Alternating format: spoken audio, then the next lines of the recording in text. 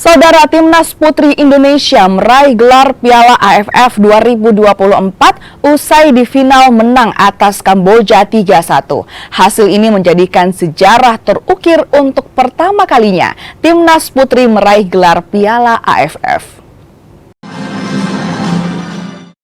Partai final Piala AFF Putri mempertemukan Indonesia dan Kamboja yang berlangsung di New Laos National Stadium, Laos, Kamis malam. Tim Garuda Pertiwi membuka keunggulan di menit ke-19 lewat gol yang dilesakkan Reva Oktaviani yang meneruskan umpan dari Katarina Matilda Putri.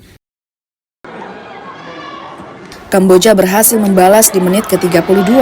Hok Saudi berhasil menggetarkan gawang Indonesia usai menyambut umpan dari sisi kanan. Namun 3 menit berselang, tim Merah Putih kembali unggul lewat gol yang dibuat Sydney Sarihopper usai menuntaskan umpan dari Sheva Imut.